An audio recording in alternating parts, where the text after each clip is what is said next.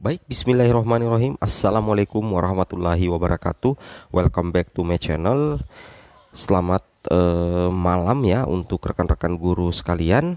Pada video kali ini Bapak Ibu ya, kami ingin menyampaikan sebuah berita terbaru ya terkait informasi yang tentunya ditunggu-tunggu ya bagi 193.994 yang sudah lulus PG.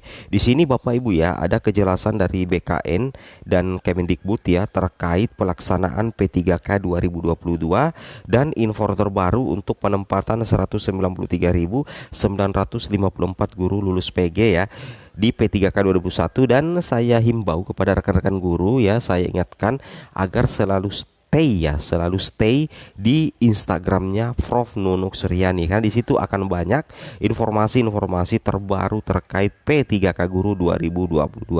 Nah, sebelum kita lanjut, bagi rekan-rekan guru yang baru menemukan channel ini, silahkan tekan tombol subscribe dan aktifkan lonceng notifikasi agar setiap hari Bapak Ibu bisa mengupdate informasi terbaru dari kami. Baik Bapak Ibu ya, tanpa berpanjang lebar lagi, kita langsung saja to the point ke informasinya terkait kejelasan dari BKN dan Kemendikbud terkait pelaksanaan P3K. Di sini ya, dilansir di salah satu media elektronik yang sangat kredibilitasnya bagus, yaitu gpnn.com ya, hari Jumat kemarin ya 5 Agustus 2022. Kami kutip, ingat ya, belum ada kebijakan pemerintah soal pelaksanaan P3K 2022. Jadi jelas ya bahwa sampai saat ini belum ada kebijakan terkait jadwal ya. Ini mungkin membahas juga terkait jadwal pelaksanaan P3K ya 2022. Di sini dilansir di gpnn.com Jakarta. Di sini katakan Bapak Ibu ya, Badan Kepegawaian Negara BKN itu meminta honorer menunggu proses pendataan tenaga non aparatur sipil negara non ASN selesai. Nah, jelas di sini dikatakan oleh BKN ya bahwa meminta honorer menunggu pendataan tenaga non aparatur sipil negara atau non ASN selesai. Jadi saat ini masih terus proses pendataan dari masing-masing Pemda di Indonesia. Ini sudah dimulai Bapak Ibu ya. Di tempat admin sendiri itu proses pendataannya sudah mulai dilakukan ya. Pihak sekolah sudah mulai mempersiapkan ya dokumen-dokumen, dan ada juga file yang diisi ya. Nantinya itu kan akan diserahkan ke PPK. Jadi untuk proses pendataan itu memang sudah mulai dari sekarang Bapak Ibu ya. Jadi kebijakan akan dikeluarkan apabila pendataan honorer sudah selesai. Nah, ini versi dari BKN bahwasanya untuk kebijakan pelaksanaan P3K 2022 itu nanti dikeluarkan Bapak Ibu ya. Kebijakan P3K 2022 itu dikeluarkan apabila pendataan honorer sudah selesai. Ini langsung dikatakan BKN yang diposting di gpnn.com. Jadi ini menjadi semacam kejelasan tersendiri bagi kita Bapak Ibu ya, bahwa untuk pelaksanaan P3K 2022 itu nantinya akan dilaksanakan apabila pendataan honorer sudah selesai. Dan ini pendataan itu tentunya menggunakan aplikasi dari BKN, dan itu membutuhkan sekitar 1-3 minggu untuk penyelesaian baru uji publik ya. Nah, jadi Bapak Ibu bisa menarik sedikit perkiraan atau prediksi di situ terkait pelaksanaan P3K 2022. Seperti itu ya. Kemudian di sini kita lihat lagi ya tambahan informasinya, bahwasanya belum ada kebijakan pemerintah soal pelaksanaan P3K 2022. Belum dibahas juga di Panselnas dan masih sebatas pada pendataan. Belum ada kebijakan pemerintah soal pelaksanaan P3K 2022.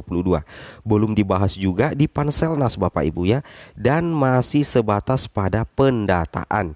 Ini dikatakan oleh Deputi Bidang Sistem Informasi Kepegawaian BKN Bapak Suharmen kepada jpnn.com hari Jumat tanggal 5 bulan 8 tahun 2022.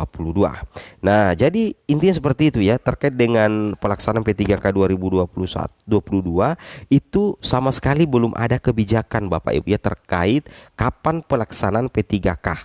Nah, kenapa? Karena BKN sampai saat ini masih terus melakukan proses sosialisasi pendataan honorer Bapak Ibu ya, karena itu yang sangat mendesak, karena nantinya 2023 itu akan ada ya penghapusan honorer di bulan November ya. Jadi makanya diperlukan ada semacam proses pendataan. Nah, di sini dikatakan ya, beliau menegaskan pentingnya pendataan honorer itu karena dari situ akan diambil kebijakan apa yang tepat ya dalam penyelesaian tenaga non ASN. Tanpa data yang valid, kebijakannya akan menimbulkan masalah baru. Betul ya? Ya, lebih baik misalkan pelaksanaan P3K ini molor sedikit tetapi menghasilkan kebijakan penyelesaian honorer yang tepat ya. Admin lebih sepakat dan sependapat seperti itu. Tidak apa-apa pengangkatan guru lulus PG itu molor asalkan nanti kebijakannya positif ya, kebijakannya bagus dan tepat sasaran. Itu yang kita harapkan sebenarnya Bapak Ibu ya, bukan cepat tetapi ke depannya nanti itu justru bermasalah. Nah, itu yang harus Bapak Ibu pahami. Kemudian di sini ya, menurut Suharmen, kebijakan pemerintah nanti akan menyentuh semua tenaga non ASN, baik honorer K2, non K2, pegawai tidak tetap, guru tidak tetap, pegawai non PNS, serta istilah lainnya. Nah, seperti itu ya. Jadi nantinya kebijakan pemerintah itu akan menyentuh semua tenaga non ASN Bapak Ibu ya. Baik yang honorer K2, non K2, pegawai tidak tetap, guru tidak tetap, dan pegawai non ASN serta istilah lainnya. Nah, seperti itu ya. Jadi pendataan honorer ini sangat penting Bapak Ibu ya, sangat penting sekali. Jangan sampai Bapak Ibu tidak terdata di pendataan honorer yang sudah dimulai dari kemarin Bapak Ibu sekalian ya. Oke. Kemudian di sini kita lanjut lagi Bapak Ibu guru sekalian. Nah, di sini dikatakan dari pendataan honorer akan dilihat peta tenaga non ASN ya. Jadi nantinya dari pendataan honorer ini akan dilihat peta tenaga non ASN ya, akan ada pemetaan. Kemudian dengan database tersebut pemerintah menentukan kebijakan yang tepat seperti apa. Jadi sudah cukup jelas ya kaitan pendataan dengan P3K ya. Nah, di sini juga dikatakan mengenai pengangkatan pegawai pemerintah dengan perjanjian kerja P3K dari guru lulus PG, Deputi Suharmen menyatakan belum ada pembahasan lanjutan. Nah, ini sudah jelas ya, dari BKN saja mengatakan guru lulus PG itu belum ada pembahasan lanjutan. Nah, kemarin ada file Excel yang beredar, itu hoax Bapak Ibu ya. Itu sudah dikatakan tidak benar ya dari Kemendikbudristek. Jangan lagi ada yang melakukan pembenaran ya. Pembenaran seperti itu ya. Oke. Kemudian di sini kita lihat,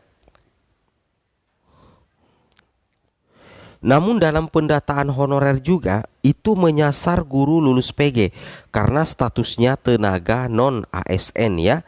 Jadi dalam pendataan honorer juga menyasar guru lulus passing grade karena statusnya adalah tenaga non ASN. Oke, it's okay ya.